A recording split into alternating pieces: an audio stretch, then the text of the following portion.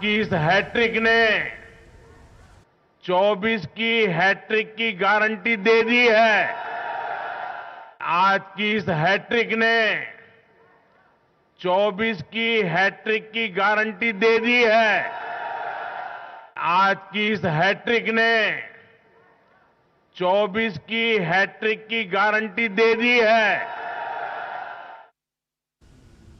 तो आज की इस जीत ने 24 की हैट्रिक की गारंटी दे दी है। मोदी की गारंटी की ये गारंटी है।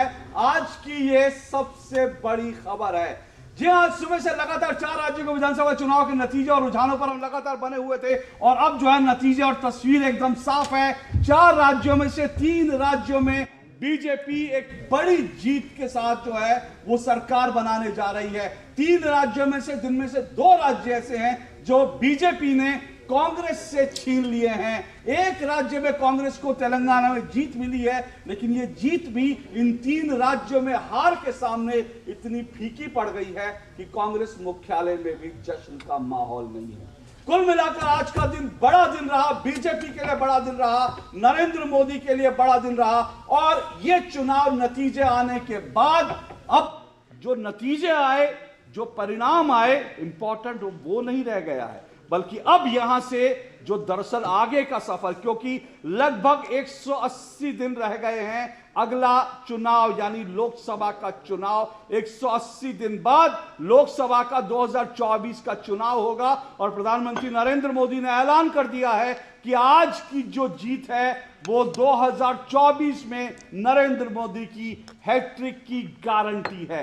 2 टूक में आज हम इसी पर चर्चा करेंगे। मोदी की ये गारंटी कितनी पक्की है, कितनी मजबूत है, इस पर चर्चा करेंगे। लेकिन इससे पहले जरा सुन लेते हैं प्रधानमंत्री नरेंद्र मोदी आज बड़ी जीत के बाद जब बीजेपी मुख्यालय पहुंचे तो उनका किस तरह से जोरदार स्वागत हुआ और उसके बाद प्रधानमंत्री नरेंद्र मोदी ने जो कुछ कहा उसका सार आपको सुनवा देता हूं। इंपॉर्टेंट है, आज की बड़ी खबर है और प्रधानमंत्री नरेंद्र मोदी का आत्मविश्वास उनका आज देखते ही बनता है। एक बार सुनिए जरा प्रधानमंत्री नरेंद्र मोदी ने क्या कहा।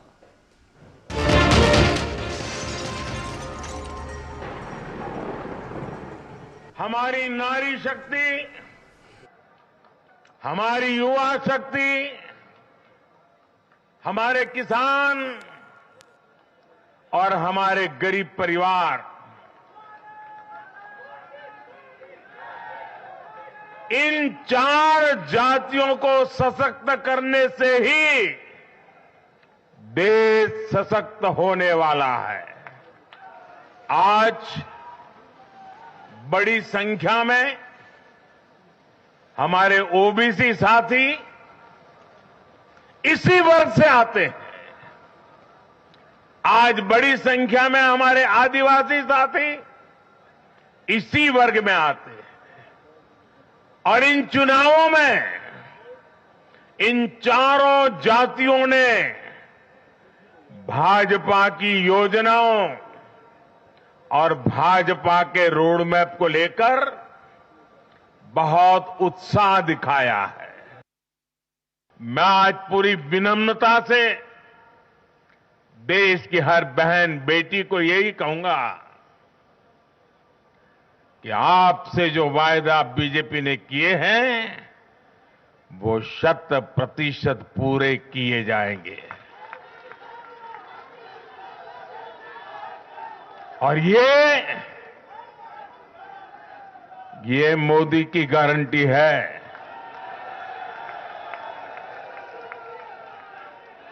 और मोदी की गारंटी यानी गारंटी पूरा होने की गारंटी। और मैं देशवासियों को कहना चाहता हूं, हर देशवासी को कहना चाहता हूं, और मैं मेरे ट्रैक रिकॉर्ड के आधार पर कहना चाहता हूं, बड़ी ईमानदारी से कहना चाहता हूं, बड़ी जिम्मेदारी से कहना चाहता हूं, आपके सपने मेरे देशवासियों, आपके सपने वो मेरा संकल्प है।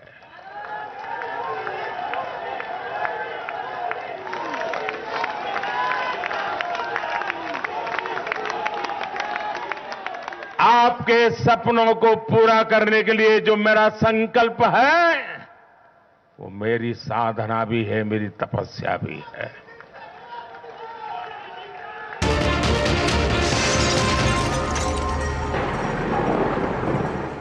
तो अब से कुछ देर पहले बीजेपी मुख्यालय पहुंचे प्रधानमंत्री नरेंद्र मोदी ने एक तरफ 4 राज्यों के जो मतदाता थे उनको धन्यवाद भी दिया और साथ साथ भविष्य का रोड मैप भी तय कर दिया। आपके सपने मेरा संकल्प है, साफ तौर पर कह दिया। ये विकसित भारत की जीत है, ये महिलाओं की, किसानों की और आदिवासियों की, ओबीसी की और ये युवाओं की, सबकी जीत है, ये उन्होंने साफ तौर पर कहा। लेकिन इन चुनाव के नतीजों का सुबह से लगातार विश्लेषण हो रहा है। अब जबकि परिणाम हमारे सामने हैं और हम साफ तौर पर देख रहे हैं कि राजस्थान में बीजेपी एक कंफर्टेबल मेजॉरिटी के साथ सरकार बना रही है, मध्य प्रदेश में बीजेपी को एक बहुत बड़ी जीत मिली है, छत्तीसगढ़ जहां पर कोई ये अनुमान नहीं लगा रहा था, आकलन नहीं कर रहा था कि वहां बीजेपी आ सकती है, वहां बीजेपी सरकार बना रही है। तेलंगाना में हालांकि कांग्रेस जीती है, लेकिन तेलंगाना में बीजेपी का वोट प्रतिशत दोगुना हुआ है और साथ साथ बीजेपी की सीटें भी 1 से बढ़कर 8 हो गई हैं। तो दक्षिण भारत में भी बीजेपी अपनी जो ताकत बढ़ा रही है, ये साफ तौर पर दिखता है। लेकिन आज के जो चुनाव नतीजे हैं, उनके कारण, उन नतीजों ने दरअसल 4 बड़े जो कांग्रेस के विपक्ष के नैरेटिव्स थे उनको आज ध्वस्त कर दिया, औंधे मुंह गिरा दिया। आज उसी के संदर्भ में हम बात करेंगे, लेकिन पहले समझ लीजिए ये कौन से 4 नैरेटिव्स थे जो कांग्रेस ने, विपक्ष ने कर्नाटक और हिमाचल के बाद लगातार बनाए। राहुल गांधी, कांग्रेस और इंडिया अलायंस ने लगातार ये 4 नैरेटिव्स खड़े किए जो आज इन चुनाव नतीजों से औंधे मुंह गिर गए। जरा देखिए वो नैरेटिव्स क्या थे, उसके बाद आज की डिबेट, आज की चर्चा कराऊंगा। पहला नैरेटिव क्या था? मोदी मैजिक खत्म हो रहा है। कर्नाटक और हिमाचल की जीत के बाद कहा मोदी मैजिक खत्म हो रहा है। दूसरा नैरेटिव क्या था? जाति जनगणना का नारा देकर हिंदुओं को बांटने से ओबीसी पिछड़े वोट मिलेंगे। यह नैरेटिव था कांग्रेस का जो आज औंधे मुंह गिरा। यह कांग्रेस का दूसरा नैरेटिव था। कांग्रेस का तीसरा नैरेटिव क्या ध्वस्त हुआ है? कांग्रेस का तीसरा नैरेटिव था सॉफ्ट हिंदुत्व का कार्ड खेलकर हिंदू वोटों का ध्रुवीकरण कर सकती है कांग्रेस। यह छत्तीसगढ़ और साथ साथ मध्य प्रदेश में किया, लेकिन कांग्रेस का यह नैरेटिव भी ध्वस्त हो गया। और चौथा नैरेटिव क्या ध्वस्त हुआ? चौथा नैरेटिव कांग्रेस था सनातन और हिंदुत्व को गाली देकर भी चुनाव जीता जा सकता है। जी हां, सनातन और हिंदुत्व को गाली देकर भी चुनाव जीता जा सकता है। कांग्रेस का यह नैरेटिव था, लेकिन यह भी औंधे मुंह गिरा। तो इस तरह से कांग्रेस के 4 बड़े नैरेटिव जो है ध्वस्त हो गए। और आज के चुनाव पर और इन नैरेटिव्स के ध्वस्त होने पर, चुनाव परिणामों पर और 24 की जो गारंटी है हैट्रिक की, उस पर चर्चा करने के लिए हमारे साथ 5 मेहमान जुड़ रहा है। ये 5 मेहमानों का परिचय करवा दूं। मेरे साथ आरपी सिंह जी जुड़ चुके हैं स्टूडियो में।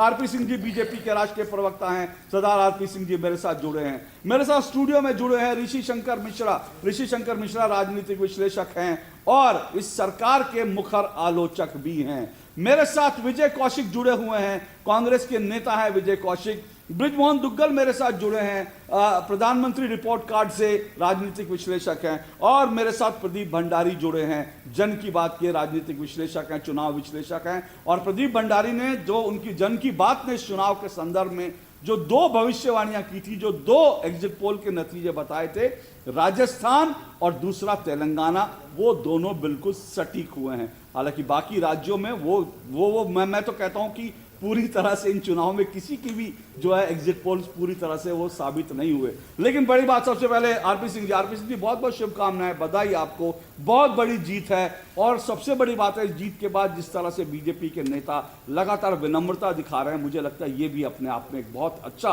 राजनीतिक शुभ संकेत है। लेकिन आज हैट्रिक की ने, आज जीत की हैट्रिक जो है उसकी भी गारंटी प्रधानमंत्री मोदी ने दे दी। क्या लगता है आपको इन चुनाव के बाद, क्या 24 का रास्ता और आसान हो गया बीजेपी के लिए? नहीं, 24 का रास्ता तो पहले भी आसान था, परंतु हाँ, मैंने पहले भी कई बार आपकी डिबेट्स में कहा कि हर चुनाव अपना अलग चुनाव होता है, हर चुनाव का नैरेटिव अलग होता है और हर चुनाव को लड़ने की रणनीति अलग होती है। इस बार हमने जो चुनाव लड़े उनकी हमारे लड़ने की रणनीति भी अलग थी और हमने अलग ढंग से इस पर काम भी किया। परंतु इस सारे के बीच में कुछ चीजें जो आप मिस करके मैं जोड़ दूं अगर आप बोले तो। बिल्कुल मैं चाहता हूं हम जी जी जी जी जी इस सारे में आम आदमी पार्टी राजस्थान के अंदर 88 सीटों में चुनाव लड़ी थी और एक जगह तो केजरीवाल साहब ने सीकर में कहा था कि 50,000 की उन्होंने रैली निकाली है। 555 वोट पड़े। जमानत जमानत जब्त हो गई। जमानत जब्त होने मतलब जो नोटा से भी कम वोट पड़े। नोटा के 695 वोट पड़े और उनके कैंडिडेट को 555 वोट पड़े। तो ये कुछ इसलिए मैंने कहा कि ये इंडिकेटर्स हैं कि जो स्लिंग शॉट्स लेते हैं, जो आकर कहते हैं कि हम अपनी कुछ राजनीति अलग से करेंगे और अलग से कुछ समाज में मामला करेंगे। एक दूसरा, इस सारे के बीच में एक नैरेटिव और चला जो आपने कहा, उसके अलावा वो था कि साउथ से बीजेपी खत्म हो गई है। ऐसी बात चल रही है कि बीजेपी साउथ से खत्म हो चुकी है। मैं ये भी ध्यान में दिला दूं कि आज भी सबसे लार्जेस्ट पार्टी अगर पार्लियामेंट में है तो भाजपा है। 29 सीटें भाजपा के पास हैं दक्षिण भारत से। ये जो नैरेटिव बिल्ड किया जा रहा है कि नहीं साउथ से वाइप आउट हो गई है, और आज भी पुडुचेरी के अंदर हमारी साझा सरकार है और पुडुचेरी का होम मिनिस्टर हमारा होम मिनिस्टर है वहां पर। ये भी लोगों को ध्यान में रहे, क्योंकि एक अलग प्रकार के चुनाव के चलते हुए अब अगर चुनाव हार जाओ तो कुछ अलग से नैरेटिव बिल्ड करने शुरू कर दो। कांग्रेस के नेता ने तो आज उत्तर और दक्षिण का डिवाइड दिखाने जी जी जी जी मैं उन्होंने जो ट्वीट किया बड़ा शर्मनाक था। किस तरह से बांटो हिंदुस्तान, बांटो राज करो, ये तो मतलब बड़ा ही बेहद शर्मनाक था। आप तो नाम लेने से शायद संकोच कर रहे हैं। चिदम्बरम के बेटे कार्तिक चिदम्बरम ने ऐसा किया और वो कहा ना एक नए प्रकार का नैरेटिव बिल्ड करने की कोशिश करें। इसलिए हम तो वो करते नहीं कभी कि देश को बांटो, कभी धर्म के नाम पर, कभी पंथ के नाम पर, कभी जाति के नाम पर और कभी दक्षिण और उत्तर के नाम पर, क्योंकि ये पहली बार नहीं। राहुल गांधी पहले भी असम जाकर इस प्रकार की बात कर चुके हैं जिससे देश को बांटने की बात, मतलब दक्षिण और उत्तर और ईस्ट और वेस्ट के बीच में बांटने की बात करते हैं। परंतु मूल बात पर आए, आपने कहा कि इन्होंने कहा था कि मोदी का मैजिक खत्म हो गया। जग्या की मोदी जी का मैजिक कैसा है, मोदी जी की गारंटियों पे कैसे यकीन लोग करते हैं। मैं एक उदाहरण 2019 का देता हूं, जब राहुल गांधी ने कहा था कि एक न्याय स्कीम लेकर आए थे वो कुछ अपनी नई, और लोगों ने उनकी न्याय स्कीम पे यकीन नहीं किया। लोग यकीन भी उस पर करते हैं जिन पर उनको विश्वास होता है कि इस व्यक्ति की नीयत ठीक है। नेता होना जरूरी है, नीति होनी जरूरी है, उस नेता की नीयत भी बहुत जरूरी है। क्रेडिबिलिटी बड़ी जरूरी है। नेता की क्रेडिबिलिटी क्या है? हाँ, नेता की क्रेडिबिलिटी, उसकी नीयत कैसी है, उससे उसकी क्रेडिबिलिटी बनती है। तो वो मोदी जी की नीयत से लोग समझते हैं कि जो ये गारंटी देते हैं, जो ये बात कहते हैं, जो भी चिंता करते हैं वह पूरी करेंगे। ये बात है। दूसरा, आपने आज कहा कास्ट के ऊपर है। मोदी जी ने बड़ा स्पष्ट कर दिया, 4 ही कास्ट है, महिलाएं हैं, गरीब है, किसान है और नौजवान है। महिला मैंने कहा, महिला सबसे पहले कहा। और उस सबकी बराबर चिंता महिलाओं ने तो खूब भरपूर आशीर्वाद दिया। मैं चाहूंगा अपनी रिसर्च टीम को कहिएगा कल या परसों में आपको एक डेटा दे देंगे। 72 सीटें ऐसी हैं, प्रदीप के पास ऐसे डेटा होगा, 72 सीटें ऐसी हैं मध्य प्रदेश के अंदर यहाँ पर 80% से अधिक महिलाओं ने आकर वोट डाला, अपना वोट कास्ट किया। तो दिख रहा था वो, जब वह डेटा आया मैंने किसी चैनल पे तभी कहा, मैं कहा ये सुनिश्चित इस बार भरपूर आशीर्वाद महिलाएं हमारी सरकार को देने वाली है, कमल के निशान को देने वाली है, सुनिश्चित समझिए। क्योंकि जिस प्रकार का टर्नआउट था महिलाओं का तो दिख रहा था। और ये जो बार बार नैरेटिव बिल्ड करने की कोशिश करती हैं कि मोदी जी गरीबों की चिंता नहीं करते। गरीब कल्याण के लिए मोदी जी ने अभी हाल में 5 साल के लिए फिर से वापस से गरीब के लिए कहा, ताकि देश में कोई भूखा ना सोए, अपना रोजगार अपनी जगह करे, परंतु भूखा कोई ना सो पाए, उसके लिए चिंता करते हुए 80 करोड़ से अधिक लोगों को अनाज का वितरण की बात कह दी, अगले 5 साल के लिए फिर कर दी, ताकि देश की जो ट्रेजेक्ट्री है, हमारी ग्रोथ ट्रेजेक्ट्री है, उसमें कोई रुकावट ना आए। अगर आज देश 10वें नंबर की इकॉनमी से 5वें पे आया और दुनिया मान ली कि हाँ 3रे नंबर इकॉनमी बनेगा, उस ट्रेजेक्ट्री पे कोई रुकावट ना आए। और किसान के लिए जो मोदी जी ने किया, वो जो नीचे डिलीवर हुआ, वो जो सीधा सीधा बैंक्स में जा रहा है, ना कि बीच में कहीं कट मनी। मैं एक उदाहरण देकर बताना जरूरी है। मुझे याद है पहले किसान लोन मिले लगे पहले कि हाँ किसानों को हम लोन देंगे, वो किनको लोन मिले सबको जानकारी है। फिर वो लोन मिले, फिर ये हुआ कि हमने लोन वेव ऑफ कर दिए। वो किनके लोन वेव ऑफ हुए थे पता नहीं लगा कब, ये मनमोहन सिंह जी की सरकार में रहा। परंतु अब वैसा सब खत्म हो गया। अब तो सीधा बटन दबता है, सीधा किसान के खाते में पैसे जाते हैं। तो ये कुछ बदल हुए, और इन बदल का इसलिए क्योंकि ये सब विषय आपने छेड़ा। एक आखिरी विषय सर, ये जो 3 राज्यों में जो जीत है, मैं ये मानता हूं ये सनातनियों की जीत है। ये मैसेज बड़ा स्पष्ट समझ लें। ये जीत और मैं सनातन को किसी पंथ में नहीं बांट रहा, तो ये भी समझ लीजिए। मैं बड़ा स्पेसिफिकली कह रहा हूँ कि रिलीजन का जो हिंदी वर्ड है वो पंथ है। मैं सनातन को किसी रिलीजन में नहीं बांट रहा। देश में रहने वाला हर व्यक्ति जो इस देश की विचारधारा में विश्वास करता है, जो इस देश की मूल भावना में विश्वास करता है, वह सनातनी है और ये जीत सनातन की भी है। बिल्कुल आपने जो कहा ये जीत सनातन, क्योंकि जाहिर सी बात है कहीं ना कहीं हिंदुओं में रोष था। और ये उदयपुर में जहां पर कन्हैयालाल की गर्दन काटी थी वह बीजेपी बड़ी मार्जिन से जीती है और लगातार राजस्थान चुनाव में यह मुद्दा उठा रहे थे। लेकिन इससे पहले मैं विजय कौशिक आपके पास जाऊं, प्रदीप, मैं यही जानना चाह रहा हूं ये जो पूरे आज के नतीजे आए, क्योंकि इंपॉर्टेंट बात क्या है ये समझिए, उत्तर प्रदेश सीटों के मामले में सबसे बड़ा राज्य है और ये जो 5 राज्य हैं यहां पर 83 लोकसभा सीटें आती हैं, यानी लगभग उतनी सीटें उत्तर प्रदेश में जितनी सीटें हैं। तो इसका मतलब ये एक ब्लॉक है, बड़ा इंपॉर्टेंट ब्लॉक है लोकसभा चुनाव की दृष्टि से भी। और आज जो है क्या अब लग रहा है, आरपी सिंह जी ने कहा बिल्कुल ठीक है, बीजेपी बड़ी इसमें कॉन्फिडेंट है कि भाई 24 में हम जीतेंगे। लेकिन अगर कहीं ये चुनाव नतीजे उलट होते तो शायद कांग्रेस जो है बड़ी ताकत से बीजेपी पर अटैक करती और एक नैरेटिव बनाने की कोशिश करती कि मोदी मैजिक खत्म हो रहा है। उसमें कांग्रेस कामयाब नहीं हुई है, तो इससे बीजेपी की राह आसान हो गई है 24 के लिए। बिल्कुल अशोक जी, पहले तो आपके इतने पॉपुलर कार्यक्रम में जुड़ने के लिए बहुत बहुत धन्यवाद। और आपने कहा जैसे कि हमारा एग्जिट पोल टोटल 38 सही हो चुके हैं पिछले 8 सालों के अंदर। अशोक जी, ये रिजल्ट्स जो है वो बहुत ऐतिहासिक हैं। ऐतिहासिक मैं बताऊंगा 4 पॉइंट से कैसे हैं। पहला कि ये एक टर्मिनल एंड है अशोक जी कि तुष्टीकरण या आप कह सकते हैं अपीजमेंट की पॉलिटिक्स के ऊपर विकास की पॉलिटिक्स जीती। और इसका मैं 3 फैक्ट्स देना चाहूंगा। 35 सीटें ऐसी हैं अशोक जी जहां पे कहा जाता था कि मुस्लिम वोट का वीटो होता है मध्य प्रदेश के अंदर। 12 ऐसी सीटें हैं छत्तीसगढ़ के अंदर जहां कहा जाता था कि मुस्लिम वोट का वीटो होता है, मतलब यहां 35% से ज्यादा माइनॉरिटी वोट है। इन तीनों राज्यों के अंदर मध्य प्रदेश, राजस्थान, छत्तीसगढ़ 70% से ज्यादा सीटें जो है वो भारतीय जनता पार्टी इन तीनों राज्यों के अंदर जहां कहा जाता था कि मुस्लिम वोट का वीटो होगा वो जीती है। तो आप सोचिए कि जो उदयनिधि स्टालिन का जो बयान था जिसपे विपक्ष ने उसको कंप्लीटली रिजेक्ट नहीं किया था, उसका एक बहुत बड़ा इंपैक्ट इन तीनों राज्यों के अंदर पड़ा है और कंप्लीटली जनता ने ये अपीजमेंट पॉलिटिक्स को रिजेक्ट कर दिया है। और ये अक्रॉस हिंदी हार्टलैंड हो चुका है। अगर आपको होगा उत्तर प्रदेश के अंदर भी रिजेक्ट किया था और यही ट्रेंड मध्य प्रदेश, राजस्थान, छत्तीसगढ़ के अंदर देखने को मिला है।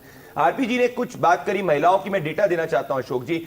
70% से ज्यादा महिलाओं का वोट प्रधानमंत्री नरेंद्र मोदी को मिला है। 60% से ज्यादा युवाओं का वोट प्रधानमंत्री नरेंद्र मोदी को मिला है। 55% से लोअर इनकम ग्रुप का वोट प्रधानमंत्री नरेंद्र मोदी को मिला है। 50% से ज्यादा ST seats Bharatiya Janata party प्रधानमंत्री नरेंद्र मोदी के विकास के कार्यों की वजह से इन टोटलिटी इन तीनों राज्यों के अंदर जीती है। 45% से ज्यादा एससी डोमिनेटेड सीट्स प्रधानमंत्री नरेंद्र मोदी के वेलफेयर स्कीम्स की वजह से भारतीय जनता पार्टी इस बार जीती है। कुछ ऐसी सीटें हैं जो कांग्रेस पार्टी पिछले 3 बार के इलेक्शन से मध्य प्रदेश में नहीं हारी, वहां भारतीय जनता पार्टी 10-10 हजार, 15-15 हजार से लीड कर रही है। तो इन निष्कर्ष में यह कहना चाह रहा हूं अशोक जी कि बीजेपी का प्राइम मिनिस्टर नरेंद्र मोदी का जनाधार बढ़ता जा रहा है। ये नॉर्थ वर्सेस साउथ की डिवाइड करी है, इसका भी लॉजिक गलत है अशोक जी, क्योंकि तेलंगाना के अंदर जहां भारतीय जनता पार्टी का वोट शेयर सिंगल डिजिट में था, आज वो 14% तक पहुंच चुका है। उड़ीसा के अंदर अगर आप ऑब्जर्व करेंगे कि वहां पे Bharatiya Janata party main opponent के रूप में है, तो अगर तेलंगाना के मान लीजिए उड़ीसा के अंदर भारतीय जनता पार्टी पूरी फोर्स के साथ जाती है तो आप देखेंगे कि वहां भी वो मेन डोमिनेंट पार्टी बन के उभरेगी, ना कि बीजेडी। तो ये नॉर्थ वर्सेस साउथ की डिवाइड क्रिएट करने की कोशिश की जा रही है, जनता इसको रिजेक्ट कर रही है। और आप आगे चल के ये भी देखेंगे अशोक जी कि अगर आपको याद होगा तेलंगाना में पिछली बार 2019 चुनाव के पहले बीजेपी का असेंबली इलेक्शंस के अंदर सिर्फ सिंगल डिजिट का वोट शेयर था। वो वोट शेयर जंप होकर 17-18% के ऊपर बढ़ा और बीजेपी की 4 सीटें आई। अब इनका वोट शेयर 14% तक पहुंच चुका है। तो आप इमेजिन करिए कि जो कहा जा रहा है कार्ति चिदंबरम द्वारा कि भाई साउथ साउथ, अब ये जनाधार बीजेपी का ऐसा भी हो सकता है कि लोकसभा चुनाव में जितना 2019 में था साउथ में उससे ज्यादा बढ़ जाए। तो अल्टीमेटली विक्ट्री अशोक जी, ये voter has rejected divisive politics की कास्ट में बांटो, या वोटर ने रिजेक्ट कर दिया है कि भाई जाति जनगणना करो या सनातन के खिलाफ बयान दो। वोटर ने कहा अगर आप हमारा काम करोगे, विकास करोगे, और सबसे महत्वपूर्ण बात, अगर वही पार्टी इस देश के अंदर चुनाव जीत सकती है जिसके पास महिलाओं का समर्थन है। तो जो जेंडर की बात करते थे, हिंदुस्तान से अच्छा उदाहरण नहीं हो सकता जहां महिला वोट करती है वही व्यक्ति सरकार बनाता है। प्रधानमंत्री नरेंद्र मोदी, और इसीलिए आज प्रधानमंत्री नरेंद्र मोदी ने महिला सशक्तिकरण जो नारी शक्ति अधिनियम है उसको, कानून है, उसको लेकर कहा कि ये मोदी की गारंटी है। कांग्रेस उस पर भी लगातार भ्रम फैला रही है 29 में आएगा नहीं आएगा। तो प्रधानमंत्री नरेंद्र मोदी ने कहा ये मोदी की गारंटी है। जी बस 5 सेकंड लूंगा अशोक जी। देखिए इसमें बहुत महत्वपूर्ण है अशोक जी कि कांग्रेस पार्टी ने न्याय का वादा किया था, इसमें बहुत सारे पैसे देने की बात करी थी 2018 में, वो कंप्लीटली रिजेक्ट हो गया। प्रधानमंत्री नरेंद्र मोदी के साथ में वोटर्स का विश्वास जुड़ा हुआ है, तो उनको पता है जो बोलते करते हैं, इसीलिए फर्क है बाकी के लोगों की गारंटी और मोदी जी की गारंटी। बिल्कुल, इसीलिए कह रहे हैं कि मोदी की जो गारंटी है उसकी गारंटी की भी गारंटी है, और इसीलिए हम कह रहे हैं जीत की हैट्रिक है उसकी भी गारंटी है। 2024 के लिए रास्ता बीजेपी के लिए जो है अब और आसान लग रहा है, साफ तौर पर लग रहा है इस जीत के साथ। मैं विजय कौशिक और बाकी 3 मेहमानों के पास आऊंगा क्योंकि सवाल बहुत सारे हैं, लेकिन मुझे एक छोटा सा ब्रेक लेना, ब्रेक के बाद चर्चा जारी रहेगी, कहीं मत जाइए। 24 की तस्वीर साफ हो रही है और इस पैनल में हम 24 की तस्वीर को और विस्तार से समझने की कोशिश करेंगे इस ब्रेक के बाद। क्या बात है, बहुत फिट लग रहा है, ट्रेनिंग कर रहा है। 3 महीने में पैसे डबल, वाह, फास्ट और हाई रिटर्न्स भी। क्या स्कीम है? कल तो नहीं थी यहाँ। और कल होगा भी नहीं। तूने कभी 5 ओवर में डबल सेंचुरी मारी है? ऐसे स्कीम के बहकावे में आके हम धोखा खा सकते हैं। और आरबीआई कहता है अपना पैसा सुरक्षित रखो और समझदारी से निवेश करो। अगर ज्यादा रिटर्न के पीछे भागोगे तो रिस्क भी उतना ही उठाओगे, और फास्ट रिटर्न से बच के, और फास्ट बॉलिंग से भी। आरबीआई कहता है जानकार बनिए, सतर्क रहिए। गोल्डी छोले मसाले, जहाँ जाए रिश्ते बनाए, जहाँ जाए रिश्ते बनाए, गोल्डी मसाले। दादी, आज भी आपकी चाय की दुकान बंद थी? 1 महीने से बीमार हूँ, काम बंद और इलाज का खर्चा अलग। आयुष्मान कार्ड नहीं बनवाया? नाम सुना है, कहाँ बनवाना है, कैसे बनवाना है, इस उम्र में भाग दौड़। कार्ड अभी बन जाएगा। आयुष्मान ऐप पर जाकर अपना या परिवार के सदस्य का नाम लाभार्थी सूची में ढूंढें, आधार, ओटीपी या फेस ऑथ द्वारा ऑथेंटिकेट करें, डिटेल्स भरें, अब मोबाइल से फोटो खींचकर अपलोड करें। बन गया। अब ठीक होकर अपने हाथ की चाय पिला दो। और एक प्रकार से पीएम जय अब गरीबों की जय बन गई है। 5 लाख तक के मुफ्त उपचार की गारंटी, स्वास्थ्य का वरदान आयुष्मान। यार वो मेरे बचपन का दोस्त है, वो क्यों मुझसे झूठ कहने लगा? वो कह रहा था इस स्कीम में पैसा लगाने पर 6 महीने में 10 के 20,000 हो जाएंगे। और तूने मान लिया? ऐसा ऑफर कौन छोड़ता है? 10,000 के 20,000। एक काम कर, ये ले 100 रुपए पकड़ना और जाके 10 किलो लड्डू लेके आ। अबे पागल है क्या? 100 रुपए में 10 किलो लड्डू आते हैं? अबे इसके तो 1 किलो लड्डू भी नहीं आएंगे। जब इतना जानता है तो ये नहीं जानता कि 6 महीने में 10,000 के 20,000 नहीं होते। समझदारी बढ़ा, लालच नहीं। लालच में ना आए, समझदारी बढ़ाएं। आईपीएफ अथॉरिटी द्वारा जनहित में जारी। दोटुक आप देख रहे हैं, दोटुक में हम चर्चा कर रहे हैं आज हैट्रिक की गारंटी। जी हाँ, आज जो चुनाव नतीजे आए उसके बाद हैट्रिक की गारंटी जो है नरेंद्र मोदी ने दे दी है। यानी 2024 में एक बार फिर से केंद्र में नरेंद्र मोदी का, बीजेपी का एनडीए सरकार बनाने का दावा जो है वो लगभग मजबूत हो गया है आज की इस जीत के बाद। और कांग्रेस ने अब तक जो पिछले दिनों नैरेटिव्स गढ़ने की कोशिश की थी वो सभी नैरेटिव्स जो हैं इन चुनावों ने ध्वस्त कर दिए हैं। इन्हीं सब पर चर्चा कर रहे हैं। मेरे साथ 5 मेहमान जुड़े हुए हैं। आरपी सिंह जी बीजेपी से जुड़े हैं, प्रदीप भंडारी राजनीतिक विश्लेषक, जन की बात चुनाव विश्लेषक हैं, बृजमोहन दुग्गल मेरे साथ जुड़े हुए हैं पीएम रिपोर्ट कार्ड से, मेरे साथ ऋषि शंकर मिश्रा जुड़े हुए हैं, राजनीतिक विश्लेषक हैं, और विजय कौशिक जुड़े हुए हैं, कांग्रेस के नेता हैं। विजय कौशिक जी, जितनी कोशिश करी थी डिवाइड एंड रूल की वो अब तक सब कामयाब नहीं हुई, तो ये तो साफ है, सारे नैरेटिव्स ध्वस्त हो गए, मोदी का जादू बना हुआ है। अब सवाल यह है कांग्रेस के पास 2024 के लिए क्या बचा? अशोक भाई जरा धैर्य से मेरी बात सुनिएगा। निश्चित तौर पर आपने जो आरोप लगाए हैं कि हमारी पार्टी ने कुछ इस तरह के नैरेटिव सेट करने की कोशिश की जिनसे हम राजनीतिक फायदा लेना चाहते थे, ये बात बिल्कुल गलत है, क्योंकि नैरेटिव हम अपने बारे में कोई सेट नहीं कर पाए। ये हमारी रणनीतिक हार कहेंगे आप तो इसमें कोई अतिशयोक्ति नहीं होगी। सही मायने में तो भाजपा ने हमारे बारे में जो झूठे नैरेटिव गढ़े उनका शिकार हमारी कांग्रेस पार्टी हुई है।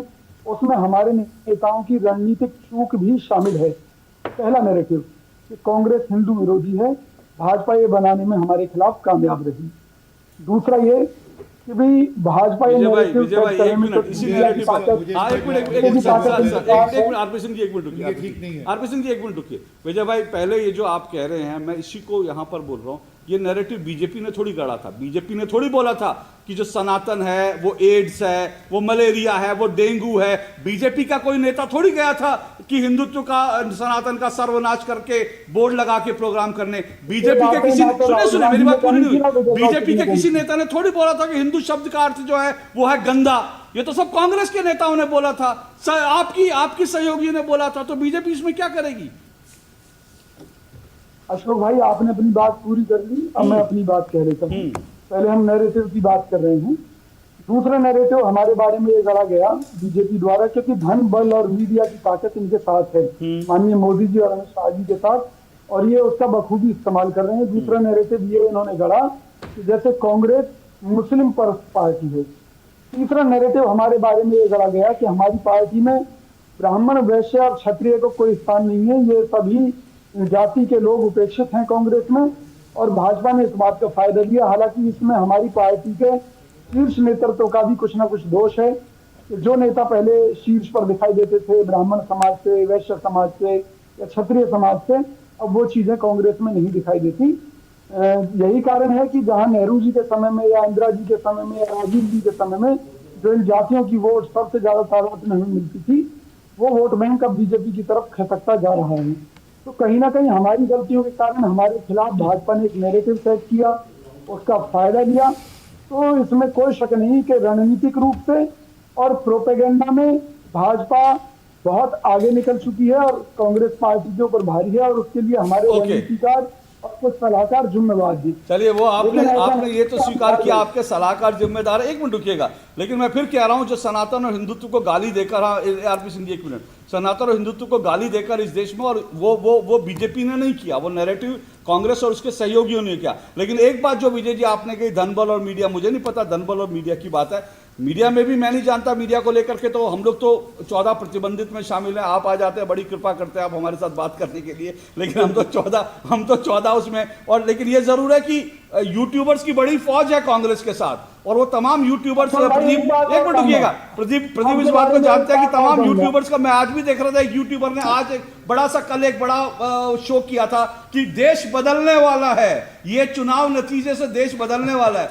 और यूट्यूबर आज कहाँ है मुझे नहीं मालूम कहाँ है लेकिन आरपी सिंह जी आप रिस्पॉन्ड कीजिए फिर मैं ऋषि शंकर एक मिनट ऋषि भाई एक मिनट जल्दी मैं आपका एक मिनट रुकिए मैं आऊंगा मैं एक ट्रिकी पॉइंट इनके लिए बोलना चाहता हूँ राजस्थान के लिए राहुल गांधी ने जो भविष्यवाणी की थी वो आज मुझे लग रहा है कि पूरी होती हुई दिख रही है राहुल गांधी ने कहा था कि बहुत राजस्थान में हम लोगों का जो लड़ाई है काफ़ी कांटे की है तो कम से कम राहुल गांधी की जो भविष्यवाणी है अशोक जी राजस्थान में जो है कम से कम ये सफल रही कि कांग्रेस वहाँ हार गई आरपी सिंह जी रिस्पॉन्ड कर दीजिए फिर मैं देखिए मैं माफ़ी चाहता हूँ क्या कि कांग्रेस किसी धर्म पंथ में विश्वास नहीं करती मेरे हिसाब से वह सिर्फ चुनाव के हिसाब से अपना चोला ओढ़ती है और बदलती है मैं माफ़ी के साथ हाथ जोड़कर विनती कर रहा हूँ कमलनाथ जी जैसा धर्म विरोधी व्यक्ति नहीं है जिस व्यक्ति ने भिंडरावाला को खड़ा किया इंटरव्यू किया पैसे दिए चलाया उससे ज़्यादा धर्म विरोधी व्यक्ति नहीं हो सकता चुनाव के लिए और ये मैं नहीं कह रहा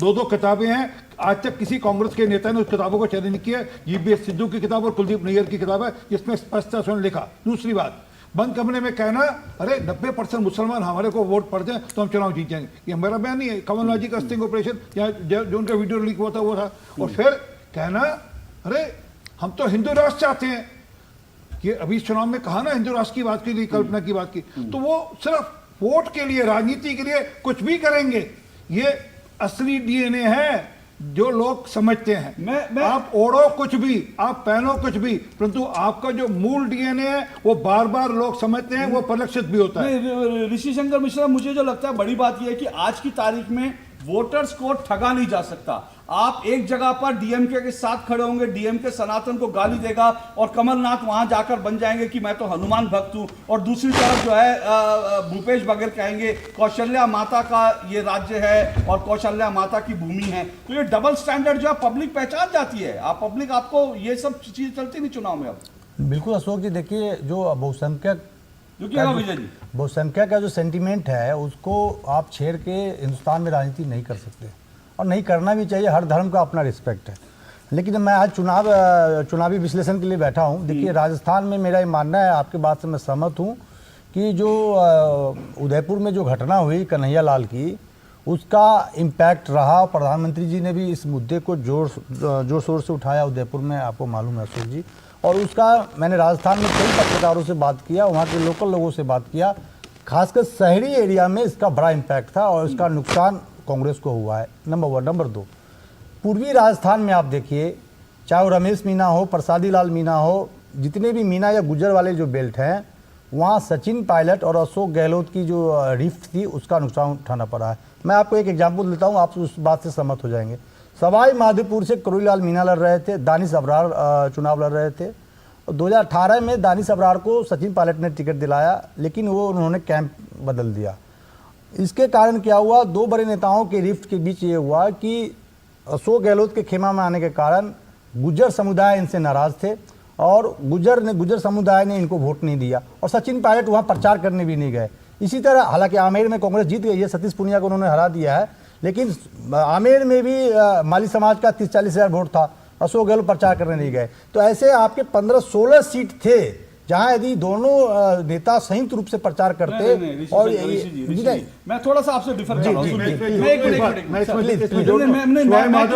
सवाई माधोपुर में हमारी रिबेल भी थी। मैं एग्जैक्टली यही कह रहा हूं। एक मिनट, मैं भी राजस्थान में 15 दिन पहले, जो आप कह रहे हैं ना, अगर बीजेपी और मैंने जिन पत्रकारों से बात की, जो मैंने ग्राउंड पे देखा, दो चीजें मैं बड़े दावे के साथ कह सकता हूं। एक बात, अगर बीजेपी एक स्ट्रांग फेस के साथ, वसुंधरा राजे जैसे फेस के साथ अगर मुख्यमंत्री प्रोजेक्ट करके लड़ती, तो बीजेपी की आज राजस्थान में 140 प्लस सीटें होती, नंबर 1। उसके बावजूद बीजेपी जीती है। नंबर 2, टोंक के अंदर सचिन पायलट की खुद की हालत खराब थी और टोंक के अंदर सचिन पायलट को बीजेपी अगर ताकत से लड़ती तो शायद हरा देती। लेकिन बीजेपी के एक स्थानीय नेता ने मुझे क्या बोला कि अगर हम टोंक में सचिन पायलट को घेरेंगे तो फिर पूरे राजस्थान में गुर्जर वोट हमारे खिलाफ हो जाएगा। और मत भूलिए, प्रधानमंत्री नरेंद्र मोदी ने भी राजेश पायलट के साथ नाइंसाफी का जिक्र किया था। और दूसरी बात यह भी है कि वहां पर जो है टोंक के अंदर जो है ये नाराजगी भी थी और ये भी और बीजेपी ने यह भी कहा, बीजेपी के स्थानीय नेता ने, कि हमें नहीं मालूम आज सचिन पायलट कांग्रेस में है, थोड़े दिन बाद वो हमारे खेमे में होंगे तो उनको नेतागिरी उनको करने दीजिए। तो ज्योतिरादित्य सिंधिया से लेकर कांग्रेस में युवा नेताओं की कोई खेप पनप ही नहीं सकती, चाहे वो सचिन पायलट हो, ज्योतिरादित्य सिंधिया हो। तो फिर क्यों वो कांग्रेस के लिए काम करेंगे? मैं कह रहा हूं, मैं बता रहा हूं। देखिए, जो सर ने कहा कि आशा मीना हमारे जो बागी प्रत्याशी चुनाव लड़ रही थी, नो डाउट वहाँ की लोकल है, करोड़ीलाल मीना वहाँ के लोकल नहीं है, लेकिन करोड़ीलाल मीना समाज के सबसे बड़े नेता है राजस्थान के और मीना वोट उनको मिला है।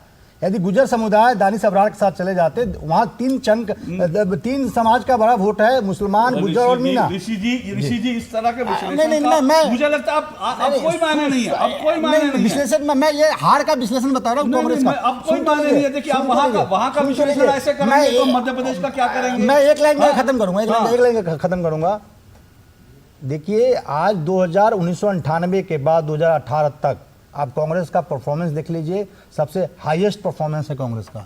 2003 में जब अशोक गहलोत को सबसे बेस्ट सीएम का अवार्ड दिया गया था तो कांग्रेस 53 सीट पर समेट गई थी। उसके बाद आप देखिए 26, कभी कुछ। आज देखिए आपके ही टैली में 71-72 सीट दिखा रहे हैं आप।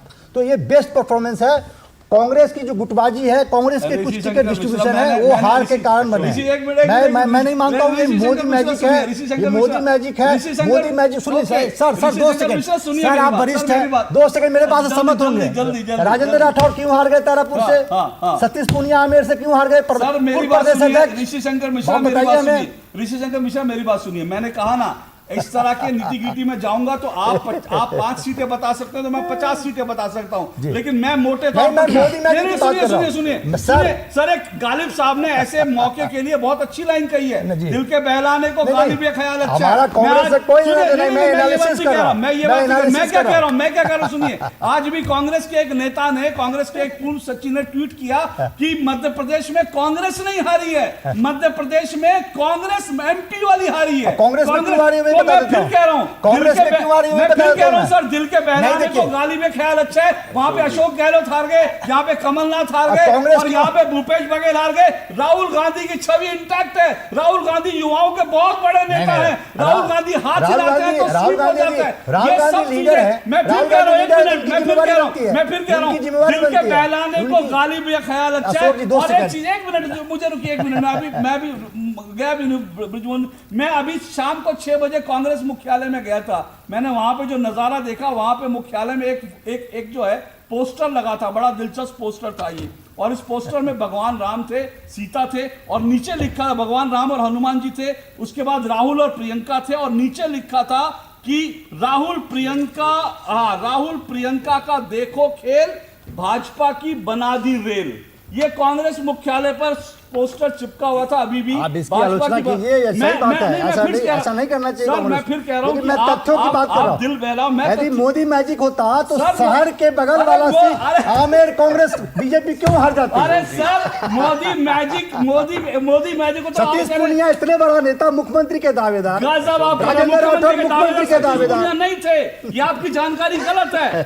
सतीश पूनिया मुख्यमंत्री के दावेदार कभी नहीं थे। और मुझे लगता है मोदी मैजिक क्या, अब भी लोगों को मोदी क्या हैट में से कबूतर निकालेंगे तभी लोग कहोगे मोदी मैजिक है। मैं तो नहीं मानता मोदी मैजिक। अशोक जी देखिए, हमें ये इतना बड़ा जो लार्जर मैसेज है उसको ऋषि जी मेरे मित्र हैं, वो कोशिश कर रहे हैं कि मैंने कोई गलत बात कहा तो बता दीजिए, मेरा तर्क गलत है तो बता दीजिए। ऋषि जी मैं छोटा आदमी हूं, लेकिन मेरा छोटा बड़ा नहीं, छोटा बड़ा मेरे शो में आने वाला कोई छोटा नहीं होता, लेकिन तर्क से तर्क काटूंगे। ऋषि जी आप भी जर्नलिस्ट, अशोक जी भी सीनियर जर्नलिस्ट, मैं भी जर्नलिस्ट। सुनिए जरा एक सेकंड, अगर ऐसे ही करें अशोक जी तो फिर होना चाहिए कि जोधपुर की 10 सीटों के अंदर भारतीय जनता पार्टी क्यों लीड कर रही है और अशोक गहलोत क्यों स्वीप नहीं कर रहे। इसको छोड़िए आप, लार्जर मैसेज क्या है अशोक जी, कि प्रधानमंत्री नरेंद्र मोदी ने छत्तीसगढ़ के इलेक्शन में, जहां कोई सीएम उम्मीदवार नहीं था, जहां कहा जा रहा था कि भूपेश बघेल के आगे कोई नहीं टिक सकता, लैंडस्लाइड है, स्वीप किया इलेक्शन।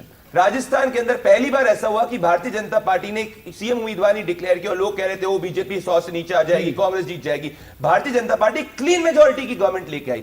मध्य प्रदेश के अंदर भी अशोक जी कोई सीएम उम्मीदवार को नहीं डिक्लेयर किया गया और कहा गया बड़ी दिक्कत है, बड़ी दिक्कत है। भारतीय जनता पार्टी ने लैंडस्लाइड विक्ट्री करी। तो इससे बड़ा टेस्टमेंट नरेंद्र मोदी मैजिक का क्या हो सकता है, ये मैं आपसे कहना चाह रहा हूं। तीसरी बात, इन तीनों स्टेट्स के अंदर, ये सब छोटी बात छोड़िए, 50% इलेक्टोरेट विमेन वोट है, 70% से ज्यादा अशोक जी women vote Bharatiya Janata party और प्राइम मिनिस्टर नरेंद्र मोदी को वोट किया है। नॉन ट्रेडिशनल वोटर्स जो कांग्रेस के कोर होते थे, एसटीज, एससी, उसमें बीजेपी का जनाधार 5x बढ़ा है। ये इससे बड़ा प्रूफ क्या चाहिए? बुजमान दुगल, ये मोदी मैजिक नहीं है क्या? और हम एक एक सीट का अगर आकलन करें कि देखो यहाँ तो सीट हार गई, यहाँ तो बीजेपी का ये नेता हार गया, इसलिए मोदी मैजिक नहीं है। देखिए, मुझे इस पर सचमुच हंसी आ रही है। हम ऐसी बातें कर रहे हैं, समझिए इस बात को। मिश्रा खुद भी हंस रहे हैं, हमारे जी बड़े मित्र हैं, हमारे सारे साथी बैठे हैं। मैं आप सबके सामने भी एक सवाल फेंकता हूँ, क्या बीजेपी ने छत्तीसगढ़ में कोई चेहरा प्रोजेक्ट किया? मध्य प्रदेश में कोई किया? राजस्थान में कोई किया? नहीं। कौन चेहरा था? खुद मोदी थे। क्या ये अपने आप में प्रमाण नहीं है कि भैया मोदी मैजिक है? आपको और क्या चाहिए? और इसी के उलट मैं आपको कांग्रेस के पास लेके जाता हूँ। आप एक बात गौर करिए, जो हम में से कोई बात नहीं कर रहा है, इस बार जो कांग्रेस इलेक्शन लड़ रही थी तीनों स्टेट में, उसके पास धुरंधर नेता थे। भूपेश बघेल अपने आप में पिछली बार सत्ता में लेके आए थे, कमलनाथ प्रूवन नेता हैं, अशोक गहलोत मुख्यमंत्री हैं। तो ऐसा नहीं था कि कोई मोदी चले गए और मैदान खाली था, सामने लड़ रहे थे, कद्दावर नेता थे। क्या अब भी आपको ये इस बात को साबित करने की, इस बात के लिए तर्क और तथ्य देने की जरूरत है कि मोदी मैजिक नहीं है? गलतियां कांग्रेस से हुई हैं, कांग्रेस को आत्मावलोकन करना चाहिए, समझना चाहिए कि कांग्रेस। अब देखिए अशोक जी, इस देश में जहां पर कि आप गांव में, किसी गांव में आज भी जाइए, किसी भी धर्म का व्यक्ति हो, अभिवादन जानते हैं कैसे होता है? राम राम जी, राम राम जी। जितने भी हम लोग गांव में गए हैं हम सब जानते हैं। जिस देश की आत्मा में राम बसा है, वहां सनातन का अपमान आपका कोई साथी करेगा और आप चुप रहेंगे, इस देश की जनता इस बात को स्वीकार नहीं करेगी। इस बात को ये कब समझेंगे? और एक और बात, कांग्रेस की, मुझे मतलब मेरे बहुत से साथी कांग्रेसी मित्र हैं, वो नाराज भी होंगे। आप अडानी जैसे मुद्दे पर आप उसको रोज ट्वीट करते हैं, अडानी को मुद्दा बनाने की, आप अडानी को मुद्दा बनाने की कोशिश कर रहे हैं। मतलब कौन सलाह दे रहा है भाई? कौन इस बात? भाई अडानी भी दूसरे देश के दूसरे बिजनेसमैन की तरह एक बिजनेसमैन है। और एक बात और मैं कहूंगा, इसके बाद में अपनी बात समाप्त करूंगा। देखिए, एक बात समझिए, तीनों स्टेट की मैं बात करूंगा, हिंदी हटलैंड के स्टेट हैं। बघेल साहब ने भी खूब सारे कि मैंने ये किया और गारंटियां दी कि हम ये कर देंगे, मैं किसी पर्टिकुलर उसमें नहीं जा रहा हूं। कमलनाथ जी ने गारंटियां, 7 गारंटियां, अशोक गहलोत जी के पास आ जाइए, इतनी गारंटियां, 7 तमाम चीजें। मोदी जी आते हैं, गारंटी कांग्रेस के तीनों स्टेट, तीनों स्टॉलवर्ड्स दे रहे हैं। राहुल गांधी जी आए कि भाई हम ये कर देंगे, हम ओपीएस लाएंगे। उधर से मोदी आते हैं तीनों स्टेट में और कहते हैं कि भाई मैं जो कह रहा हूं मेरी बात पे यकीन करो। और जनता उन तीनों राज्यों में कांग्रेस के तीनों कद्दावर नेता और कांग्रेस के सुप्रीम नेता राहुल गांधी की बात को नकार कर मोदी की बात पर यकीन करती है। क्या अब भी आपको किसी तथ्य की जरूरत है? प्रदीप, जल्दी से आप जो जोड़ना चाहते हैं। अशोक जी, बहुत इंपॉर्टेंट पॉइंट है कि राहुल गांधी की नेगेटिव पॉलिटिक्स का भी रिजेक्शन है।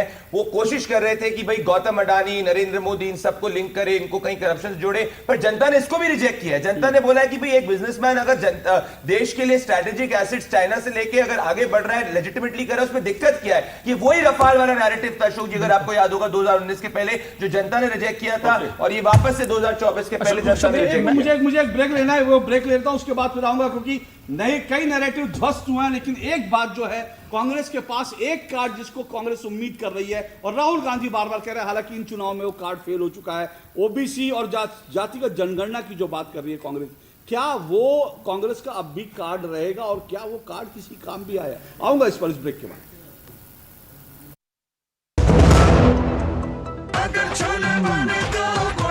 गोल्डी छोले मसाले, जहाँ जाए रिश्ते बनाए, जहाँ जाए रिश्ते बनाए, गोल्डी मसाले। माँ, ये खीर किसके लिए? आज तेरे दादाजी का जन्मदिन है, उनके लिए। तो मैं दादाजी को क्या दूँ? अपना मोबाइल फोन देना।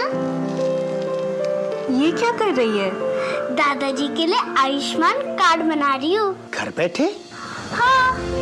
आयुष्मान ऐप पर जाकर अपना या परिवार के सदस्य का नाम लाभार्थी सूची में ढूंढें, आधार, ओटीपी या फेस ऑथ द्वारा ऑथेंटिकेट करें, डिटेल्स भरें, अब मोबाइल से फोटो खींचकर अपलोड करें। दादाजी, ये लीजिए अपना आयुष्मान कार्ड। ये उपहार तो जीवन भर काम आएगा। और एक प्रकार से पीएम जय अब गरीबों की जय बन गई है। 5 लाख तक के मुफ्त उपचार की गारंटी, स्वास्थ्य का वरदान आयुष्मान। मोदी सरकार की गारंटी, किसानों को हर साल रुपए 6,000, 11 करोड़ 80 लाख किसानों को अब तक 2,60,000 करोड़ रुपए की सहायता। हमारा संकल्प विकसित भारत। मम्मी, कॉलेज की क्रिकेट टीम में ना मेरा सिलेक्शन हो गया है। Very good. कॉलेज की टीम में तो आ गया, देश की टीम में रजिस्ट्रेशन कब करवा रहा है? वो कैसे? तुम वोटर बन के देश की टीम का हिस्सा बन सकते हो। देश का फॉर्म भरो, देश की टीम का हिस्सा बनो। वोट करना सिर्फ तुम्हारा अधिकार ही नहीं, बल्कि तुम्हारा कर्तव्य भी है, समझे? जी हाँ, अगर आप भी 18 साल के हो रहे हैं तो आज ही वोटर हेल्पलाइन ऐप डाउनलोड करके वोटर लिस्ट में अपना नाम जुड़वाकर वोटर बने। और हाँ, एग्जिस्टिंग वोटर्स भी अपनी जानकारी वोटर लिस्ट में अपडेट करें, जिससे देश की टीम और मजबूत बने। वोटर लिस्ट में नाम मतलब देश के लिए वोट करने का अधिकार, यानी देश की टीम में रजिस्ट्रेशन। भारतीय संस्कृति ने हमेशा हमें बड़ों का सम्मान करना सिखाया है। भारत सरकार भी वरिष्ठ नागरिकों के लिए लगातार नई से नई सेवाएं और अवसर ला रही है। इसी कड़ी में निवेशक शिक्षा और संरक्षण कोष ने 75 वर्ष एवं उससे अधिक उम्र वाले सभी निवेशकों के लिए स्पेशल सेवा की शुरुआत की है। IEPF समय समय पर देश के विभिन्न राज्यों में कॉन्फ्रेंस के माध्यम से SMS सर्विस द्वारा, अखबारों में संदेश देकर, अपने सोशल मीडिया हैंडल्स पर एवं टीवी और रेडियो के माध्यम से वरिष्ठ नागरिकों को सही निवेश और फ्रॉड स्कीम से अपना धन बचाने की जानकारी दे रहा है। इसके अलावा उनकी सुविधा के लिए निवेश की सही जानकारी और क्लेम का स्टेटस जानने के लिए एक ऐप भी लॉन्च किया है। क्या कर रहे हो पापा? कुछ नहीं, ऐसे ही छोटा सा काम कर रहा हूँ। कौन सा काम पापा? मेरे कुछ शेयर सर्टिफिकेट्स हैं, उनका क्लेम लेना है, तो उन्हीं का फॉर्म भर रहा हूँ। लेकिन पापा, क्या इसके लिए फिजिकल डॉक्यूमेंट भी जमा करने होंगे? किस जमाने में जी रहे हो बेटा? ये डिजिटल इंडिया है, सब काम ऑनलाइन होता है। और अपना investor education and protection fund authority भी डिजिटल हो गया है। और यही नहीं, 75 वर्ष के सभी निवेशकों के लिए एक हेल्पलाइन नंबर भी जारी किया गया है, जिससे घर बैठे बैठे आप अपने क्लेम का फॉर्म आसानी से भर सकते हैं। दादाजी, क्या मैं भी आपके साथ कर लूं? हो गया।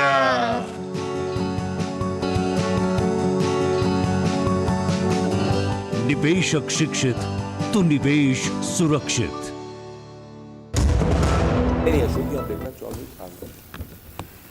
दो टूक आप देख रहे हैं और दो टूक में हम चर्चा कर रहे हैं आज के जो चुनाव आए, चुनाव नतीजे आए, चुनाव परिणामों के बाद प्रधानमंत्री नरेंद्र मोदी ने जो बड़ा ऐलान किया, उन्होंने कहा आज के नतीजे 24 की जीत यानी कि हैट्रिक की गारंटी है, यानी तीसरी बार लगातार केंद्र में मोदी सरकार, इसकी जो है आज संकेत मिल गया। इन्हीं सब पर चर्चा कर रहे हैं। कांग्रेस ने जो तमाम नैरेटिव बनाए थे वो नैरेटिव ध्वस्त होते हुए दिख रहे हैं। हालांकि कांग्रेस के समर्थक जो हैं उनको कुछ कुछ लगता है कि कांग्रेस के लिए उम्मीदें बाकी हैं। कांग्रेस को उम्मीद तेलंगाना से भी है, तेलंगाना में कांग्रेस जीती है, लेकिन मैं आपको बता रहा हूं शाम को जब मैं कांग्रेस मुख्यालय गया तो वहां पर कांग्रेस के दफ्तर में खुद जो है तेलंगाना का जश्न मनाने के लिए कांग्रेस का कोई नेता मौजूद नहीं था, क्योंकि उनको लग रहा था कि ये जीत, ये हार जो है बड़ी हार है। मेरे साथ 5 मेहमान बने हुए हैं, लेकिन ब्रेक पे जाने से पहले मैंने कहा था जो एक बड़ी बात है, कांग्रेस लगातार जो है जातिगत जनगणना की बात करके इन चुनावों में उतरी थी और कांग्रेस को अब लगता है कि मोदी मैजिक को, मोदी को अगर रोका जा सकता है तो जातिगत जनगणना करके हिंदू वोटों को डिवाइड करके रोका जा सकता है। लेकिन मेरे पास जो आंकड़े वो ये बताते हैं मध्य प्रदेश में 67 ओबीसी सीटों में से 51 सीटें बीजेपी जीती है, 47 ट्राइबल सीटों में से 27 सीटें बीजेपी जीती है, राजस्थान में 107 ओबीसी सीटों में से 58 बीजेपी जीती है, ट्राइबल की 25 में से 12 बीजेपी जीती है, छत्तीसगढ़ की एससी की जो 10 सीटें रिजर्व हैं उनमें से 5 बीजेपी जीती है, ट्राइबल की 29 में से 19 सीटें बीजेपी जीती है। यानी ये कार्ड भी जातिगत जनगणना का, राहुल गांधी का कहीं चलता हुआ नहीं दिखा। इन जातियों ने एक बार फिर से ओबीसी, पिछड़े आदिवासियों ने बीजेपी में भरोसा जताया। लेकिन आरपी सिंह जी, ये कार्ड कांग्रेस का रहेगा, कांग्रेस अभी खेलेगी इस कार्ड को, लेकिन प्रधानमंत्री मोदी मुकाबले में 4 जातियों की बात करते हैं। वो कहते हैं महिला, किसान, युवा और साथ साथ जो है गरीब की बात करते हैं। क्या ये कार्ड 24 में इंपॉर्टेंट होगा? आ रहा हूं विजय जी, उसके बाद आपके पास आ रहा हूं। देखिए, कांग्रेस की नीति बड़ी स्पष्ट है, वह है कि हमको, मुझे कहते हुए अच्छा लग रहा है, हमको किसी ढंग से भी एक धर्म के अनुयायियों का वोट इकट्ठा करना है और दूसरे धर्म में हमने जाति के नाम पर बांटना है। ये उनकी नीति है और ये उनकी नहीं, मतलब ये विपक्ष की भी नीति है। जब वह रामचरितमानस को लेकर प्रश्न उठाते हैं, जब वह सनातन को लेकर प्रश्न उठाते हैं, सनातन को गाली निकालते हैं और उधर से यहाँ तक छूट देते हैं कि हमारे घर का बच्चा अगर बम बनाता है तो क्या बुराई है, वो अपनी आत्मरक्षा में बम बनाता है तो क्या बुराई है।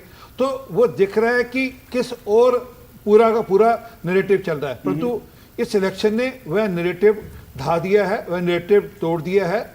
और जो प्रधानमंत्री ये कह रहे हैं वो है जातियां, असल में वह है महिलाओं की, जिसके लिए सरकार चिंता कर रही है, निरंतर चिंता कर रही है। वो महिला कल्याण को लेकर जिस प्रकार से सरकार सीरियस और काम कर रही है और डिलीवर कर रही है। किसान को लेकर मैंने जैसे कहा, सरकार डिलीवर कर रही है। नौजवानों को लेकर जिस प्रकार से गरीब आदमी के लिए चिंता, गरीब से गरीब जो नौजवान है उसके लिए रोजगार की चिंता, किस प्रकार से स्वरोजगार की चिंता वह भी सरकार कर रही है, सरकारी रोजगार की चिंता भी कर रही है और ईपीएफओ डेटा के हिसाब से वैसे भी रोजगार का प्रयोजन हो रहा है। और जो आखिरी बात कही कि गरीब की चिंता, आज 13.5%, लगभग 13.5 करोड़ जो लोग हैं वो गरीबी रेखा से ऊपर उठकर मिडिल क्लास में आए हैं। ये पिछले कुछ सालों का डेटा है। तो और ये मेरा नहीं, ये सरकार का डेटा है। तो वह दिखता है कि किस प्रकार से मोदी जी ने इन सब जातियों की चिंता करी है। और एक ये भी, जब इन जातियों में भी जब आवंटन की बात आती है, अगर मुद्रा योजना जारी है, अगर गैस के चूल्हे जा रहे हैं या अगर किसान सम्मान निधि जारी है, तो उसमें भी 33% या 30% से ऊपर मुसलमान हैं। तो ये कहीं नहीं हो रहा कि नहीं ये अमुक धर्म का है तो इसकी चिंता नहीं करेंगे, अगर ये गांव मुसलमानों को से हिंदुओं का तो यहाँ पे बिजली बाद में लगाएंगे, यहाँ से बिजली काट कर दूसरी जगह, ये सब ये पहले होता रहा है, इसलिए मैंने कहा। तो ये सब से ऊपर उठकर जो मूल चिंता है वो चिंता हो रही है। इसलिए ये जो जाति में बांटने की कोशिश कांग्रेस करेगी या उनकी अब पता नहीं, अब उनकी पॉलिसी बदले, परंतु उनकी कोशिश विफल होने वाली है। क्या विजय कौशिक कांग्रेस की पॉलिसी बदलेगी? यहां से कुछ और कार्ड बचा है कांग्रेस के पास? देखिए अशोक भाई, सबसे पहले मैं आपकी एक बात का जवाब देना चाहता हूँ। आपके शो में आकर मैं आपके ऊपर कोई एहसान नहीं करता हूँ। आप तो कांग्रेस के शुभचिंतक हैं। जब आप लोगों का विरोध हुआ था 13 एंकरों का, तो मैंने पार्टी में एक बात कही थी कि नफरत को नफरत से कभी नहीं जीता जा सकता। अगर हमारी पार्टी की पॉलिसी मोहब्बत की है तो आप लोगों से हमें सीखना चाहिए। आप अगर हमारी कमियां बताते हैं तो आपको हमें गले लगाना चाहिए। तो मैं तो आपको शुभचिंतक मानता हूं और आपके प्रोग्राम में आकर मुझे खुशी होती है कि सार्थक मुद्दों पर बातचीत होती है। तो बहरहाल जहां तक कांग्रेस पार्टी की बात है तो हमारी पार्टी में संगठनात्मक स्तर पर बहुत सारी कमजोरियां हैं। सबसे पहली कमजोरी पिछले 15-20 साल से आप देख रहे होंगे वही गिने चुने चेहरे कांग्रेस पार्टी के अंदर हैं। जैसे चंद लोगों का कब्जा हो गया हो, नए लोगों को आगे नहीं आने दिया गया। ये हमारी पार्टी की एक सबसे बड़ी कमजोरी रही है। राहुल गांधी जी ने जब जब कोशिश की कि नए से नए लोग आए, युवा ज्यादा से ज्यादा तादाद में आए, तो कहीं ना कहीं राहुल गांधी जी को उन्हीं के मुद्दों पर घेर दिया गया एक टीम द्वारा। तो बहरहाल हमें भाजपा से कभी भी कोई खतरा नहीं रहा। खतरा रहा अपनी पार्टी के जयचंदों से, जिनके कारण आज भी भाजपा कांग्रेस की छवि करने में कामयाब रही है। जैसा कि हमारे भाई आरपी सिंह जी भी कह रहे थे कि भाई कांग्रेस हिंदू विरोधी है, कांग्रेस ये है। निश्चित तौर पर आप ये बातें इसलिए कह पा रहे हैं क्योंकि कांग्रेस ने सही समय पर उन बयानों का जवाब नहीं दिया जो हिंदू और हिंदुत्व के बारे में कहे गए। जबकि हकीकत यह है कि माननीय मोदी जी को, अमित शाह जी को न हिंदुत्व की परिभाषा मालूम है, न विकास की परिभाषा मालूम है कि विकास क्या है। लेकिन फिर भी हमारी कमियों के कारण उन्हें जीत मिली है। निश्चित तौर पर ये बात में विजय कौशिक जी, आप इस बात को मानते हैं कमियां, लेकिन दिक्कत तो ये है कि कांग्रेस में तो कोई कमी मानता ही नहीं है। समस्या यही है कि कोई सही से आत्मचिंतन करने के लिए तैयार नहीं दिखता। यही दिक्कत है। एक मुझे ब्रेक लेना है, मैं ब्रेक के बाद जल्दी से आखिरी कमेंट लूंगा इस ब्रेक के बाद। एक मिनट विजय जी, मुझे ब्रेक लेना है, ब्रेक के बाद आता हूं, बने रहिए मेरे साथ। कांग्रेस को सिर्फ नेता ही नेता है और कुछ नहीं है। भारतीय संस्कृति ने हमेशा हमें बड़ों का सम्मान करना सिखाया है। भारत सरकार भी वरिष्ठ नागरिकों के लिए लगातार नई से नई सेवाएं और अवसर ला रही है। इसी कड़ी में निवेशक शिक्षा और संरक्षण कोष ने 75 वर्ष एवं उससे अधिक उम्र वाले सभी निवेशकों के लिए स्पेशल सेवा की शुरुआत की है। IEPF समय समय पर देश के विभिन्न राज्यों में कॉन्फ्रेंस के माध्यम से SMS सर्विस द्वारा, अखबारों में संदेश देकर, अपने सोशल मीडिया हैंडल्स पर एवं टीवी और रेडियो के माध्यम से वरिष्ठ नागरिकों को सही निवेश और फ्रॉड स्कीम से अपना धन बचाने की जानकारी दे रहा है। इसके अलावा उनकी सुविधा के लिए निवेश की सही जानकारी और क्लेम का स्टेटस जानने के लिए एक ऐप भी लॉन्च किया है। क्या कर रहे हो पापा? कुछ नहीं, ऐसे ही छोटा सा काम कर रहा हूँ। कौन सा काम पापा? मेरे कुछ शेयर सर्टिफिकेट्स हैं, उनका क्लेम लेना है, तो उन्हीं का फॉर्म भर रहा हूँ। लेकिन पापा, क्या इसके लिए फिजिकल डॉक्यूमेंट भी जमा करने होंगे? किस जमाने में जी रहे हो बेटा? ये डिजिटल इंडिया है, सब काम ऑनलाइन होता है। और अपना investor education and protection fund authority भी डिजिटल हो गया है। और यही नहीं, 75 वर्ष के सभी निवेशकों के लिए एक हेल्पलाइन नंबर भी जारी किया गया है, जिससे घर बैठे बैठे आप अपने क्लेम का फॉर्म आसानी से भर सकते हैं। दादाजी, क्या मैं भी आपके साथ कर लूं? हो गया।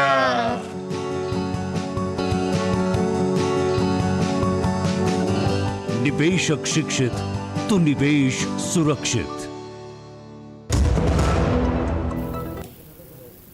तो दो टूक आप देख रहे हैं, दो टूक में हम चर्चा कर रहे हैं हैट्रिक की गारंटी। प्रधानमंत्री नरेंद्र मोदी ने आज 2024 के संदर्भ में ये गारंटी दे दी है कि एक बार फिर से बीजेपी, एनडीए और नरेंद्र मोदी की हैट्रिक के साथ वापसी हो रही है केंद्र में। ब्रजमोहन दुग्गल, क्या आपको लगता है कि ये जो चुनौती क्या है, क्या ये जो बीजेपी, ये जो कांग्रेस ने जो दरअसल ये जो जातिगत जनगणना का कार्ड खेला है, बिहार में कई लोग आज दावा कर रहे थे कि बिहार में देखिए एक करके दिखाया, वहां बीजेपी के लिए चुनौतियां बढ़ गई हैं, वहां बीजेपी के लिए मुश्किल होगा। क्या इस तरह की चुनौती बीजेपी के लिए क्या अब भी है, इसके बाद भी? अशोक जी, मैंने मतलब सच में मैं इस बात को लेके मुझे बड़ी कोफ्त होती है जब जाति की राजनीति की बात होती है। जाति कोई छुपा हुआ तथ्य है क्या? आप अपनी बिरादरी में जाति में शादी करते हैं, अमूमन 99% लव मैरिजेस अब हैं। आपको किसी भी गांव, किसी भी कस्बे में आप चले जाइए, अमूमन आपको ये पता होता है कि किस जाति के कितने लोग किस पर्टिकुलर ब्लॉक में रहते हैं। आप टिकट देते वक्त जाति का ध्यान रखते हैं, सभी राजनीतिक दलों की बात मैं कर रहा हूँ। और तो और आपको ये भी पता होता है कि किस प्रदेश में किस जाति के कितने लोग हैं, ऊपर लेवल पे सब पता है। अब यदि आप इसको सामने ले आएंगे, और मैं अपनी बात को रोक के एक चीज़ और आके बताता हूँ आपको, ये जो जनगणना होती है ना, जो हमारे आपके घर आते हैं, भले ही जाति जनगणना ना होती हो, लेकिन उसमें जाति पूछी जाती है कि आप किस जाति को बिलोंग कर, रिकॉर्ड सबके पास है। आप किस जाति जनगणना को मुद्दा बनाने की बात कर रहे हैं और इसको आप सामने ले आए, हासिल क्या होगा इसको आपसे? क्या इस देश में आम लोगों, हमारे जितने पढ़े लिखे लोग हैं या जो लोग पढ़े लिखे नहीं भी हैं, जानकार, क्या उनको नहीं पता है कि उनकी जाति के कितने लोग कहाँ हैं? ओके, ऋषि शंकर मिश्रा, कांग्रेस के बाद अब कौन सा कार्ड बचा? 24 के लिए उसको कोई तो कार्ड खेलना होगा। मेरे हिसाब से जो ओबीसी कार्ड है वो प्रासंगिक रहेगी। हालांकि जो चुनावी नतीजे कांग्रेस के पक्ष में नहीं आए हैं, और जिस प्रकार से नीतीश कुमार ने जो चुनावी शतरंज के पास से उन्होंने आगे बढ़ाए हैं, उन्होंने जो वहाँ से पास करा के राज्यपाल से हस्ताक्षर करा के उन्होंने नौवीं सूची में भेजने का उन्होंने जो रिक्वेस्ट किया है केंद्र सरकार से, उसका एक महत्वपूर्ण रोल रहेगा। और केंद्र सरकार पर भी दबाव रहेगा कि क्या 2024 चुनाव से पहले पूरे देश में जातीय जनगणना कराएंगे या नहीं, या ओबीसी सब वर्ग का जो है, सब ओबीसी में भी कई सब वर्ग हैं, तो उनकी जातीय जनगणना कराएंगे नहीं। बीजेपी में कहीं ना कहीं मंथन चल रहा है। मुझे सिर्फ इतना कहना, अगर जाति जनगणना को लेकर और जाति को लेकर इतना सीरियस है तो कर्नाटक और तेलंगाना दोनों जगह पे बीजेपी ने सपोर्ट किया था बिहार में। हाँ सर, हम सपोर्ट करें, हम कब मना करें, हम करेंगे, उसको उसमें जो काम करने वो काम भी करेंगे, हवाबाजी नहीं करेंगे। इसलिए कर्नाटक और तेलंगाना की सरकार है, वहाँ पर रिपोर्ट आई हुई है, उसको लागू करवाएंगे। अरे उसमें, अरे बिल्कुल मैं कह रहा हूँ, मैं कह रहा हूँ पार्टी का प्रवक्ता, मैं कह रहा हूँ देश में जाति जनगणना होगी, उसको कोई दिक्कत नहीं। और वो देशी भारत देशी मतलब सरकार, भारत सरकार ही करा सकती है, राज्य सरकार नहीं करा सकती। परंतु जहाँ करा रखा है उसको क्या करेंगे, उसको लागू क्या करेंगे, उस पर क्या इंप्लीमेंट करेंगे, उसकी चर्चा करें। सर हवाबाजी मत करें। ओके प्रदीप जी, मैं बस 10 सेकंड यही कहना चाहता हूँ कि जमीन पे 1 लाख किलोमीटर घूम के मैं ये कह सकता हूँ कि बेस ही सोचना कि जाति जनगणना से चुनाव जीता जाएगा कंप्लीटली गलत है। अगर आज की स्थिति कंटिन्यू रहती है तो प्रधानमंत्री नरेंद्र मोदी 2024 में पूर्ण बहुमत की सरकार बनाएंगे, क्योंकि उनको सभी जातियों का, सभी वर्गों का सपोर्ट है और उनका विकास जो है सेगमेंटेड नहीं है, सबके लिए विकास जमीन पे दिखता है। जी हाँ, बिल्कुल सबके लिए विकास दिखता है और विकास एक बड़ा फैक्टर है। और साथ साथ जो डेवलपमेंट की बात प्रधानमंत्री नरेंद्र मोदी कह रहे हैं, 2047 तक भारत को विकसित राष्ट्र बनाने की बात कर रहे हैं। और साथ साथ प्रधानमंत्री नरेंद्र मोदी ने आज एक बात और कही देश भर के वोटर्स को, देश भर के नागरिकों को, कि आपके सपने मेरे संकल्प हैं। सुनिए प्रधानमंत्री ने किस डेडिकेशन, किस भावना के साथ, किस भाव के साथ ये कहा था। और फिलहाल मुझे और मेरे तमाम मेहमानों को इजाज़त दीजिए, लेकिन आज जो कुछ हमने चर्चा की वो इम्पोर्टेंट है। याद रखिएगा 2024 की जो गारंटी है वो आज से तय हो गई है। सुनिए प्रधानमंत्री मोदी ने क्या कहा था और हमें दीजिए इजाज़त। नमस्कार।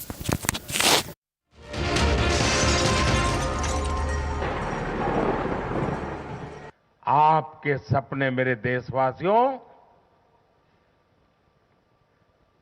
आपके सपने वो मेरा संकल्प है। आपके सपने मेरे देशवासियों, आपके सपने वो मेरा संकल्प है।